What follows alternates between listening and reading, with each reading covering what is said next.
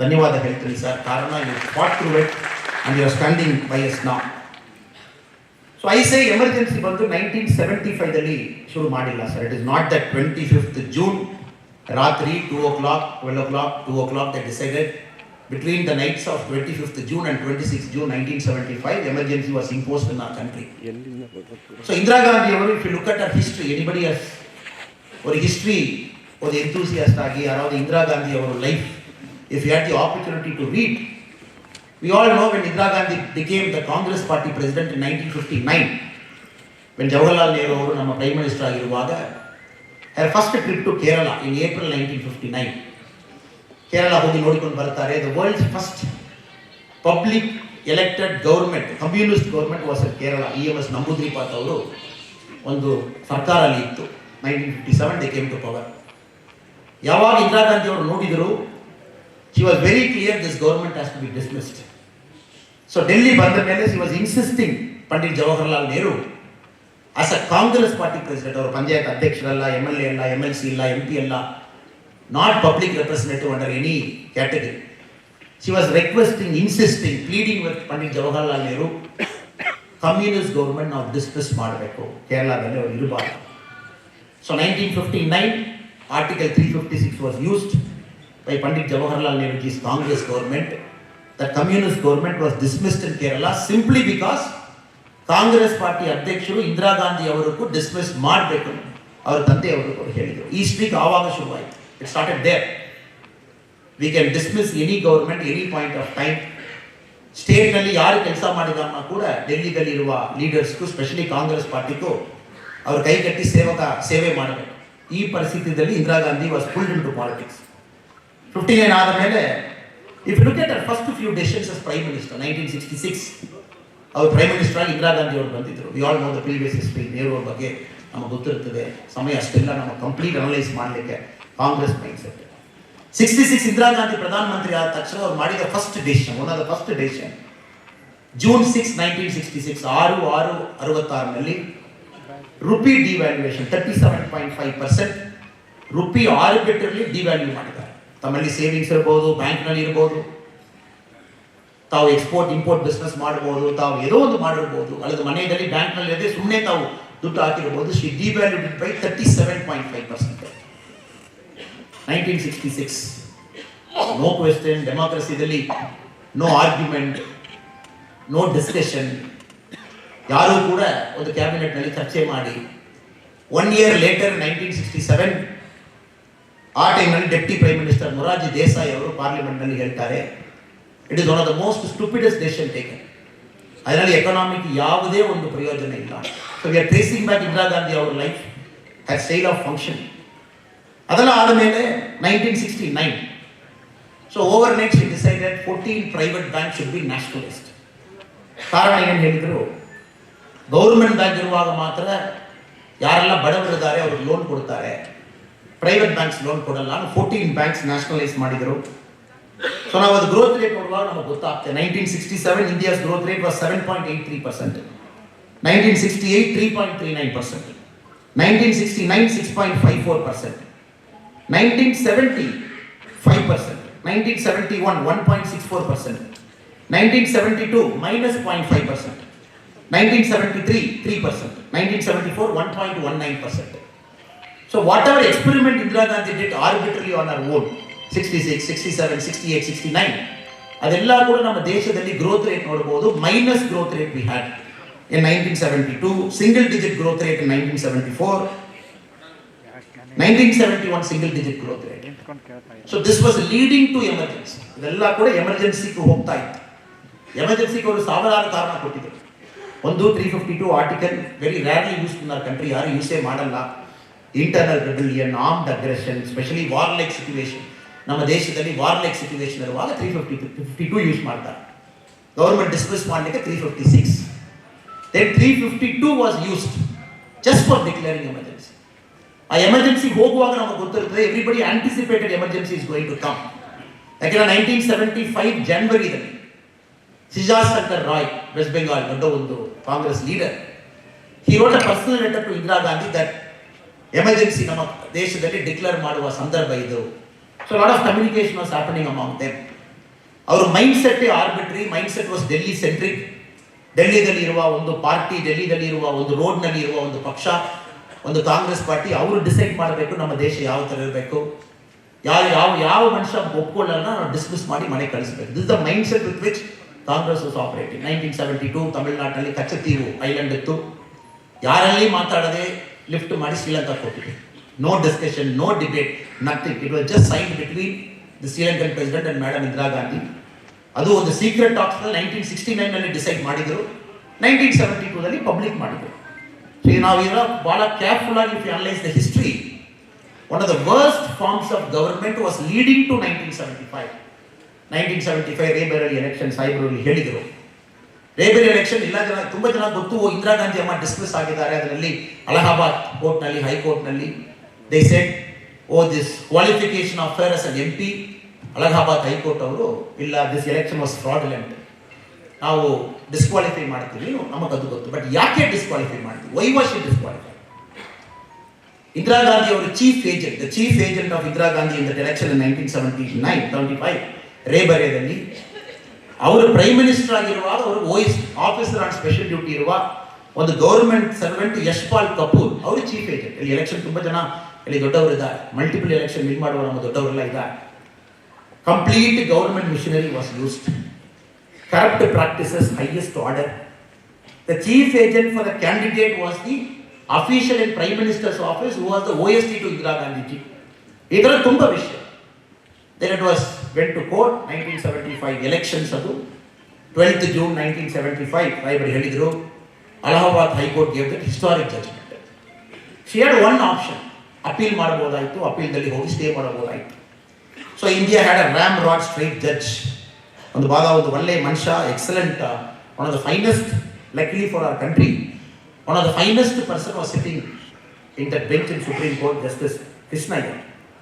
It went to Krishna Iyer. Krishna Iyer was the person who suppose to give the judgment. 24 June 1975 ಕೊಡಬೇಕು.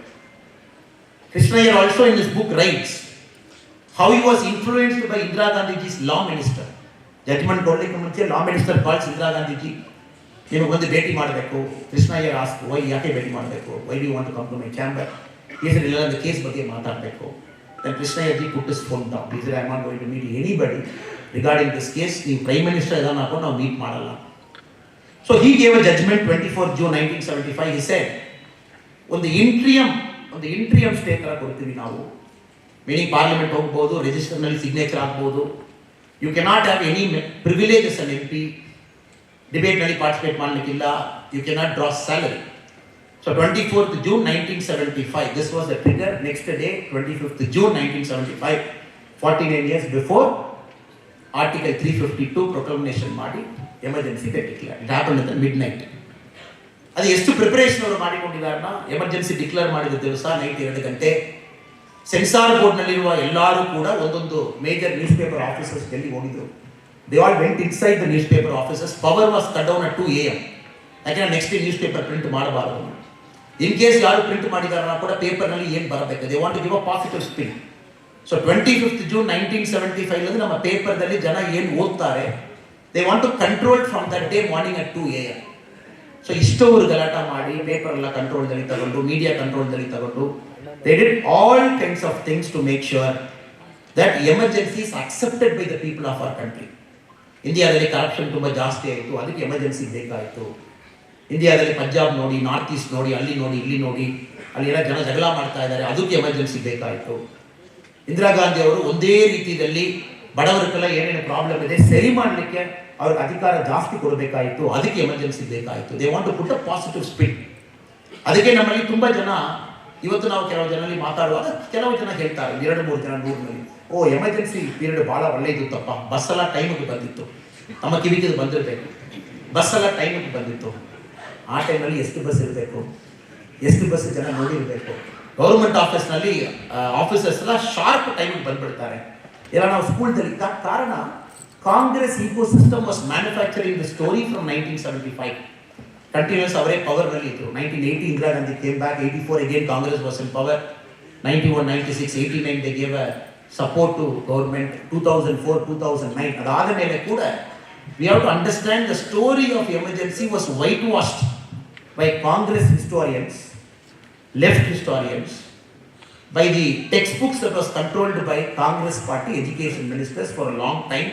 Emergency ಬಗ್ಗೆ ಎಲ್ಲಿ ಕೂಡ civil liberty ಬಗ್ಗೆ ಅಲ್ಲದೆ ನಮ್ಮಲ್ಲಿರುವ ನಮ್ಮ ಗಾಯತ್ರಿ ಅಕ್ಕ ಬಗ್ಗೆ ಯಾರು ಮಾತಾಡಲ್ಲ. Nobody speaks. ಬಸ್ ಟೈಮಿಗೆ ಬಂದಿತ್ತು, ಸರ್ಕಾರ ಅಧಿಕಾರಿ 10 ಗಂಟೆಗೆ ಆಫೀಸ್ ಬಂದಿದ್ದಾರೆ. ಸೊ ಎಮರ್ಜೆನ್ಸಿ ಬಹಳ ಚೆನ್ನಾಗಿತ್ತು. This is the story they were running right from 25th June 1975 morning.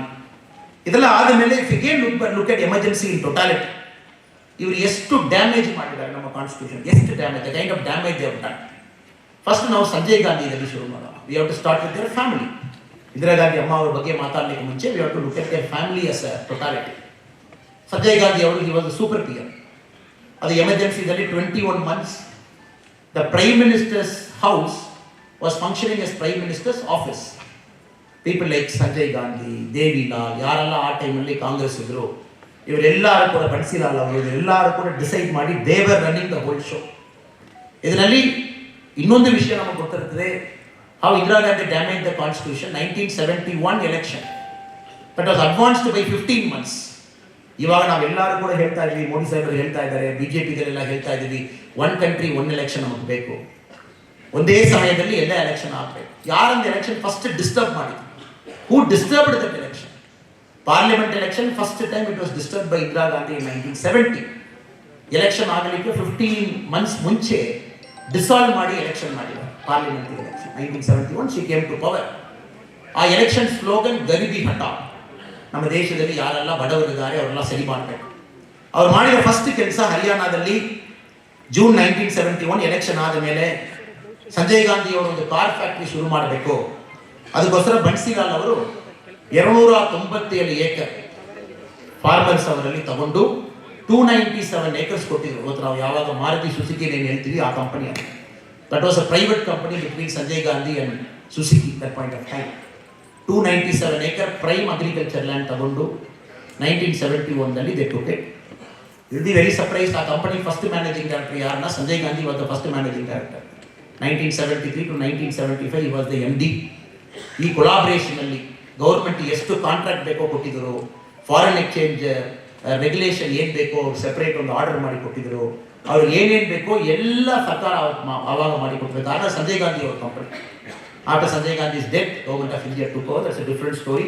We all know the current Maruti company. So complete systemic abuse of power. ಎಲ್ಲಿ ಕೂಡ ಒಂದು ಸಿಸ್ಟಮೇ ಬಿಟ್ಟಿಲ್ಲ, ಒಂದು ಇನ್ಸ್ಟಿಟ್ಯೂಷನ್ ಇಂಡಿಪೆಂಡೆನ್ಸ್ ಇಲ್ಲ. ಅಲ್ಲಿರುವ ಯಾವ ಆಫೀಸರ್ಸ್ ಕೂಡ ಒಂದು ram rod horn straight forward ಇರುವ ಆಫೀಸರ್ಸ್ಗಳಲ್ಲಿ ಜಾಗ ಇಲ್ಲ. This is how they were continuously running. Sanjay Gandhi ಅವರು ಎಮರ್ಜೆನ್ಸಿ ಬಂದ ಮೇಲೆ ಈ felt truly happy. Mass sterilisation, ಎಲ್ಲಿ ಬೇಕು ನಾಳೆ ಸ್ಟೆರಿಲೈಸೇಷನ್ ಮಾಡ್ಬೋದು. They wanted to control the population of our country. In fact mass sterilisation ನಮಗೆಲ್ಲರೂ ಕೂಡ ಗೊತ್ತು. ಇವತ್ತು ದ ಮೈನಾರಿಟಿ ಅಪೀಸ್ಮೆಂಟ್ ಮಾಡುವ ಕಾಂಗ್ರೆಸ್ ಪಕ್ಷ ಒಂದು ವಿಷಯ ತಿಳ್ಕೊಳ್ಬೇಕು. ಎಮರ್ಜೆನ್ಸಿ ಸಮಯದಲ್ಲಿ ಹರಿಯಾಣದಲ್ಲಿ Uttawar village, it is 100% Muslim community dominated village. Uttawar village ಹರಿಯಾಣದಲ್ಲಿ ಎಮರ್ಜೆನ್ಸಿ ಹಾಕಿದ ಮೇಲೆ ಆರ್ಮ್ಡ್ ಪೊಲೀಸ್ಮನ್ ವೆಂಟ್. ಆ ವಿಲೇಜ್ ಅಲ್ಲಿರುವ ಎಲ್ಲ male between the ages of 8 and 80 ಎಲ್ಲ ಮೇಲಕ್ಕೂ ಕಂಪಲ್ಸರಿ ವ್ಯಾಸ್ಟೆಕ್ಟೋಮಿ ಮಾಡಿದರು. ಸೊ ಈ ಥರ we can keep giving examples. Mass sterilisation campaign urban ಏರಿಯಾದಲ್ಲಿ, ರೂರಲ್ ಏರಿಯಾದಲ್ಲಿ ಎಲ್ಲ ಕಡೆಯಲ್ಲಿ.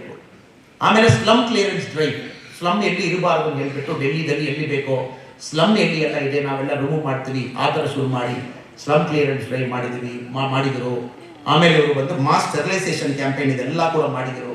ಇದೆಲ್ಲ ಕೂಡ 21 monthsನಲ್ಲಿ systemic abuse and misuse of power. ಎರಡೇ ಸರ್ಕಾರ ಮಾತ್ರ ಎಮರ್ಜೆನ್ಸಿ ಸಮಯದಲ್ಲಿ. only 2 governments were not supporting Congress, one in Tamil Nadu, one in Gujarat. ದೇಶದಲ್ಲಿರುವ ಎಲ್ಲ ಗೌರ್ಮೆಂಟ್ ಕೂಡ ಒಂದು ರೀತಿಯಲ್ಲಿ Congress government or Congress supported government ಇಂದ ಡಿಸ್ಮಿಸ್ ಮಾಡಿದ್ರು. ಬಿಕಾಸ್ ಅವ್ರಿಗೆ 100% ಎವ್ರಿ ಸಿಂಗಲ್ ಗೌರ್ಮೆಂಟ್ ಸರ್ಕಾರಕ್ಕೆ ಸಪೋರ್ಟ್ ಮಾಡಬೇಕು. 1976 ತಮಿಳುನಾಡಿನಲ್ಲಿ DMK ಗೌರ್ಮೆಂಟ್ ವಾಸ್ ಡಿಸ್ಮಿಸ್ಡ್. 1976 ಗುಜರಾತ್ನಲ್ಲಿ ಗೌರ್ಮೆಂಟ್ ಡಿಸ್ಮಿಸ್ ಆಯಿತು ಆ ಸಮಯದಲ್ಲಿ. ಸೊ ಗೌರ್ಮೆಂಟ್ನ 356 ಯೂಸ್ ಮಾಡಿದ ಮೇಲೆ ನಮ್ಮ ದೇಶದಲ್ಲಿರುವ ಎಲ್ಲ ಸರ್ಕಾರ ಕೂಡ ಇದರ ಕಾಂಗ್ರೆಸ್ ಸರ್ಕಾರ ಆರ್ ಕಾಂಗ್ರೆಸ್ ಸಪೋರ್ಟೆಡ್ ಸರ್ಕಾರ, ಅದು ಅವರು ಸೆಟ್ ಮಾಡಿದ್ರು. ಇದೆಲ್ಲ ನೋಡಿ ಸಾಹೇಬರು ಅವರು ಹೇಳಿದರು, ಇವ ಯಾವಾಗಿತ್ತು, how was it amendments came. ತುಂಬ ಅಮೆಂಡ್ಮೆಂಟ್ಸ್ ತಗೊಂಡು ಬಂದಿದ್ದಾರೆ. ಅಲ್ಲಿ ಬಹಳ ಒಂದು ಬ್ಯೂಟಿಫುಲ್ ಅಮೆಂಡ್ಮೆಂಟ್ ಇವತ್ತು ನಾವು ಓದುವಾಗ ಕೂಡ ಯಾವ ಥರ ಒಂದು ಕಾನ್ಸ್ಟಿಟ್ಯೂಷನ್ ಅಬ್ಯೂಸ್ ಮಾಡಿದ್ದಾರೆ, how the constitution was abused. The classic case is 39th amendment Indian constitution. ಏನಾದ್ರು ಗೊತ್ತು, 1975 24th June ಜಡ್ಜ್ಮೆಂಟ್ ಬಂದಿದ್ದು ಇಂದಿರಾ ಗಾಂಧಿ ಅವರಿಗೂ. She is no more the prime minister of the country technically. ಆಮೇಲೆ ಸುಪ್ರೀಂ ಕೋರ್ಟ್ ಇಂಟ್ರಿಯಮ್ ಸ್ಟೇ ಕೊಟ್ಟಿದ್ದ ಮೇಲೆ partly she is an MP, not a full MP. ಅದು over all ಮಾಡಲಿಕ್ಕೆ they brought this 39th amendment. 39th amendment very clear. ನಮ್ಮ ದೇಶದಲ್ಲಿ prime minister, president, vice president, speaker ಇಂದ 4 ಜನ ಎಲೆಕ್ಷನ್ದಲ್ಲಿ nobody can question in any court of law. ಕಾರಣ ಇಂದಿರಾ ಗಾಂಧಿ ಅವರು protect ಮಾಡಲಿಕ್ಕೆ ಅವ್ರ ಎಲೆಕ್ಷನ್ ಯಾರು ಕ್ವೆಶ್ಚನ್ ಮಾಡಬಾರದು, ಅದಕ್ಕೋಸ್ಕರ 39th ಅಮೆಂಡ್ಮೆಂಟ್. ಬಟ್ ಈ 39th ಅಮೆಂಡ್ಮೆಂಟ್ ಪಾಸೇಜ್ ತಾವು ನೋಡ್ತೇವೆ. August 7, 1975 ಎಮರ್ಜೆನ್ಸಿ ತಗೊಂಡು ಬಂದು ವಿತಿನ್ 1 month 2 months ನಲ್ಲಿ August 7, 1975. August 7 is a Thursday. Law minister HR Gokhale ಅವರು 39th ಅಮೆಂಡ್ಮೆಂಟ್ ತಗೊಂಡು ಪಾರ್ಲಿಮೆಂಟ್ ತಗೊಂಡು ಬರ್ತಾರೆ. ಇದರಲ್ಲಿ ಬ್ಯೂಟಿಫುಲ್ ಆಗಿ ನೋಡಿ ಏನು ಮಾಡಿದಾರನ್ನ, 2/3 ಮೆಜಾರಿಟಿ ಬೇಕು. ಸೊ ಅಪೋಸಿಷನ್ MP ಯಾರೆಲ್ಲ ಇದಾರೋ ಎಲ್ಲ ಅರೆಸ್ಟ್ ಮಾಡಿದ್ದಾರೆ, ಅರ್ಧ ಜನಕ್ಕೆ ಮೇಲೆ. ಸೊ ಆಟೋಮೆಟಿಕ್ಲಿ ಪಾರ್ಲಿಮೆಂಟ್ ನಲ್ಲಿ ಅಪೋಸಿಷನ್ MP ಎಲ್ಲ ಅರೆಸ್ಟ್ ಆದ ಮೇಲೆ 2/3 ಮೆಜಾರಿಟಿ ಕಾಂಗ್ರೆಸ್ ಬಂದೇ ಬರುತ್ತೆ. So they created 2/3 majority in the parliament. And Thursday August 7, 1975 39th amendment parliament ತಗೊಂಡು ಬಂದಿದ್ರು. Next day August 8, 1975 is a Friday. Parliament pass to the 39th amendment. ಆಮೇಲೆ 2/3 of States pass ಮಾಡಬೇಕು. Next day is a Saturday which is August 9, 1975 is a Saturday. ಎಲ್ಲಿ notice ಕೊಟ್ಟಿಲ್ಲ, ಏನು ಮಾಡಿಲ್ಲ. 17 state ನಲ್ಲಿ where Congress was in power, they convene the legislative assembly, they pass 39th amendment on a Saturday which is August 9. August 10, 1975 is a Sunday. President of India signs it in the morning. So 39th amendment becomes an act. Again Sunday afternoon 2 o'clock. August 10, 1975 the government printing press gets opened and they print the gazette on a Sunday. Indiaದಲ್ಲಿ Sunday ಯಾರು ಕೆಲಸ ಮಾಡಿರ್ತಾವೆ ನೋಡಿದ್ದೀರಾ? You are talking of 1975 August 10. So 7 Thursday parliament ಬಂದಿತ್ತು, 8 parliament ನಲ್ಲಿ pass, 9 Saturday legislative ಅಸೆಂಬ್ಲಿದಲ್ಲಿ 17 legislative ಅಸೆಂಬ್ಲಿದಲ್ಲಿ pass. Because 2/3 ಬೇಕು. 10th Sunday morning president sign ಮಾಡಿದ್ದಾರೆ, ಮಧ್ಯಾಹ್ನ ಪ್ರಿಂಟ್ ಮಾಡಿದ್ದಾರೆ. ಕಾರಣ ಯಾಕೆ? ಕಾರಣ August 11, 1975 it is coming for supreme court hearing. Supreme court hearing ನಲ್ಲಿ ಮಂಡೇ ಬರ್ತಾ ಇದೆ. So they wanted to appear before supreme court on Monday August 11, 1975. Supreme court ನಲ್ಲಿ ಹೇಳಬೇಕಾಯಿತು, ಸರ್ ಪಾರ್ಲಿಮೆಂಟ್ ನಲ್ಲಿ ಡಿಸೈಡ್ ಮಾಡಿದೀವಿ, ನಿಮಗೇನು ಹಕ್ಕಿಲ್ಲ, ಅಧಿಕಾರ ಇಲ್ಲ, ನಾವು prime minister, president, vice president, speaker ಅವ್ರ ಎಲೆಕ್ಷನ್ ಬಗ್ಗೆ ಇಲ್ಲಿ ಏನು ಡಿಸ್ಕಸ್ ಮಾಡಲಿಕ್ಕಿಲ್ಲ, ಅದಕ್ಕೋಸ್ಕರ ಈ 4 days ನಲ್ಲಿ ಇಷ್ಟು ಮಾಡಿಕೊಂಡು ಬಂದಿದ್ದಾರೆ.